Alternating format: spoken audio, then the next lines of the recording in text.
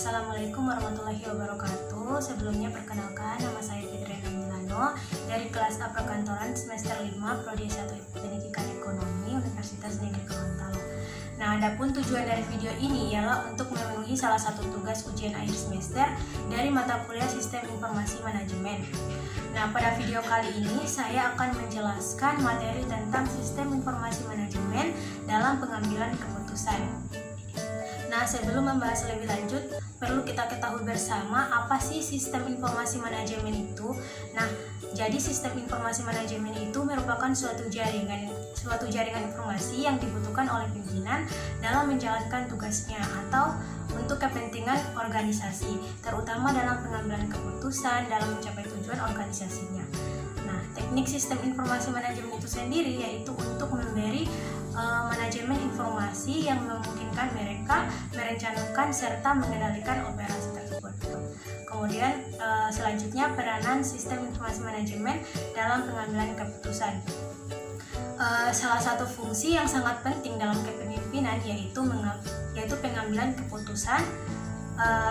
Pengambilan keputusan itu sendiri adalah sebuah hasil dari pemecahan masalah atau jawaban dan suatu pertanyaan sebagai hukum situasi dan merupakan pemilihan dari salah satu alternatif dari alternatif yang ada serta pengakhiran dari proses pemikiran tentang masalah atau problem yang dihadapi. Adapun hasil pengambilan keputusan menurut teori tahun 2002 halaman 16 didasarkan pada 5 hal, yaitu yang pertama ada intuisi. Nah, pengambilan keputusan yang didasarkan atas intuisi ini atau perasaan memiliki sifat subjektif sehingga mudah terkena pengaruh. Nah, pengambilan keputusan berdasarkan intuisi ini mengandung beberapa kebaikan dan kelemahan. Nah, kebaikannya antara lain yaitu berdasarkan waktu yang digunakan untuk mengambil keputusan relatif pendek dan untuk mengambil keputusan akan memberikan kepuasan pada keputusan itu sendiri sangat berperan dan perlu dimanfaatkan dengan baik.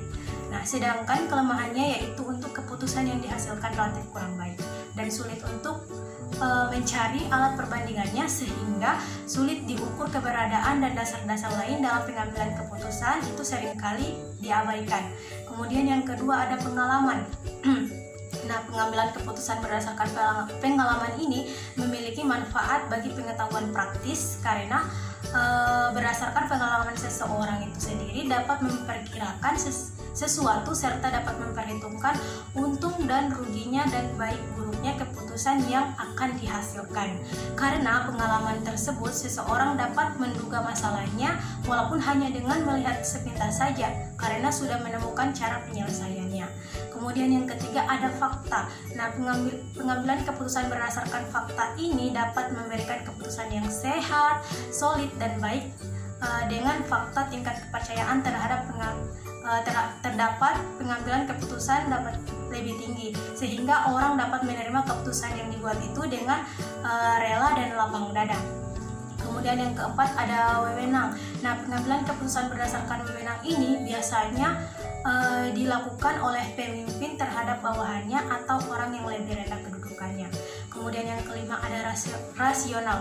Nah, pada pengambilan keputusan yang berdasarkan rasional ini biasanya keputusan yang dihasilkan bersifat objektif, logis, lebih transparan, konsisten, dan untuk memaksimumkan hasil dan nilai kendala tertentu sehingga dapat dikatakan mendekati kebenaran atau sesuai dengan apa yang diinginkan. Pada pengambilan keputusan secara rasional ini terdapat beberapa hal. Salah satunya adalah pengetahuan alternatif. Seluruh alternatif diketahui jenisnya dan konsekuensinya. Selanjutnya, faktor-faktor yang mempengaruhi pengambilan keputusan dalam proses pengambilan keputusan. Nah, suatu organisasi tidak terlepas dari yang namanya faktor-faktor yang mempengaruhi keputusan tersebut. Yang pertama, ada posisi atau kedudukan dalam rangka pengambilan keputusan. Posisi atau kedudukan dapat dilihat dalam hal seperti yang pertama ada letak posisi sebagai pembuat keputusan, penentu keputusan atau staf. Kemudian yang kedua ada tingkat posisi. tingkat posisi sebagai strategi, peraturan organisasional atau teknis. Kemudian yang kedua ada masalah. Nah, masalah ini atau problem adalah yang menjadi penghalang untuk mencapai tujuan yang merupakan penyimpangan dari apa yang diharapkan atau direncanakan, dikehendaki atau harus diselesaikan. Masalah ini dibagi menjadi dua jenis, yaitu masalah yang terstruktur dan masalah yang tidak terstruktur. Kemudian yang ketiga ada situasi. Nah, situasi ini adalah keseluruhan faktor dalam keadaan berkaitan satu sama lain dan yang secara bersama-sama memancarkan pengaruh terhadap kita beserta yang dikehendaki atau kita perbuat. Kemudian yang keempat, kondisi. Nah, kondisi ini adalah keseluruhan faktor yang secara bersama-sama menentukan daya gerak, daya berbuat atau kemampuan kita. Sebagian besar faktor tersebut merupakan sumber daya. Kemudian yang kelima ada tujuan. Nah, tujuan yang hendak dicapai yaitu baik tujuan perorangan atau tujuan unit, kesatuan atau tujuan organisasi maupun tujuan usaha pada umumnya telah tertentu atau ditentukan. Nah, tujuan yang telah ditentukan ini dalam pengambilan keputusan merupakan tujuan antara atau objektif. Selanjutnya, jenis-jenis pengambilan keputusan. Nah, secara garis besar dikenal 3 jenis keputusan, yaitu yang pertama ada keputusan berdasarkan tingkat keputusan. Pada umumnya sebuah lembaga memiliki hierarki manajemen. Secara klasik, hierarki ini terbagi atas 3 tingkat, yaitu manajemen puncak, manajemen menengah, dan manajemen tingkat bawah. Kemudian yang kedua ada keputusan yang berdasarkan regularitas. Keputusan yang dikemukakan oleh Simon ini dibagi menjadi 2, yaitu yang pertama ada pengambilan keputusan terprogram, yaitu pengambilan keputusan yang bersifat rutinitas dan berulang-ulang dengan cara penanggulangan telah ditentukan untuk menyelesaikan masalah melalui prosedur atau serangkaian langkah-langkah yang berhubungan dengan dan berurutan yang harus diikuti oleh pengambilan keputusan. Kemudian yang kedua ada pengambilan keputusan tidak terprogram. Nah, yaitu pengambilan keputusan yang bersifat tidak rutinitas dan digunakan untuk menyelesaikan masalah yang tidak berstruktur. Kemudian yang ketiga ada keputusan berdasarkan lingkungan. Nah, keputusan berdasarkan lingkungan ini dibedakan menjadi 4 kelompok, yaitu pengambilan keputusan dalam kondisi pasti, yang kedua pengambilan keputusan dalam kondisi berisiko, dan yang ketiga pengambilan keputusan dalam kondisi tidak pasti, dan yang keempat pengambilan keputusan dalam kondisi konflik. Kemudian masuk pada sistem informasi manajemen fungsional. Nah, sistem informasi manajemen fungsional ini adalah sistem informasi yang berdasarkan bidang fungsi atau bidang kegiatan unit dalam organisasi. Sistem informasi berdasarkan area fungsional ini adalah merupakan suatu sistem informasi yang ditujukan untuk memberikan informasi bagi sekelompok orang yang berada pada bagian tertentu dalam suatu perusahaan dengan perusahaan lain. Sebagai contoh, perusahaan distribusi tidak memiliki sistem informasi produksi. Nah, sistem informasi fungsional ini dibagi menjadi beberapa bagian, di antaranya sebagai berikut. Yang pertama ada sistem informasi keuangan atau finansial. Nah, sistem informasi keuangan merupakan bagian dari sistem informasi manajemen yang digunakan untuk memecahkan masalah-masalah keuangan. Nah, maksudnya di sini sistem informasi keuangan ini adalah sistem informasi yang dirancang untuk menyediakan informasi mengenai arus uang bagi para pemakai di seluruh perusahaan.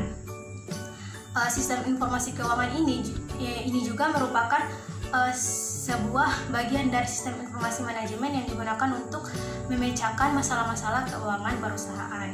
Nah, kemudian yang kedua ada sistem informasi kepegawaian. Nah, sistem informasi kepegawaian ini adalah sebuah aplikasi yang ditujukan untuk melakukan pengelolaan data kepegawaian dengan rancangan yang user friendly. Pengelolaan data pegawai ini merupakan suatu proses vital dan strategis yang harus diperhatikan dalam memenuhi kebutuhan akan informasi data pegawai yang tepat, cepat, akuntabel, dan up to date. Sistem ini berkenaan dengan orang yakni para pegawai atau anggota organisasi yang bersangkutan. Kemudian yang ketiga ada sistem informasi perlengkapan. Nah, sistem informasi perlengkapan ini merupakan sebuah pusat atau bank informasi mengenai segala macam perlengkapan dalam organisasi itu sendiri, baik perlengkapan habis pakai maupun perlengkapan tahan lama yang tercatat secara sistematis, macamnya, jumlahnya, atau kebutuhan dan keadaannya. Adapun fungsi dari sistem ini yaitu mengurusi aliran bahan-bahan dan barang-barang yang diproses. Nah, baik itulah tadi video presentasi dari saya mengenai sistem informasi manajemen dalam pengambilan keputusan. Semoga apa yang saya sampaikan dapat menambah wawasan teman-teman serta menambah manfaat bagi kita semua. Terima kasih atas perhatiannya. Assalamualaikum warahmatullahi wabarakatuh.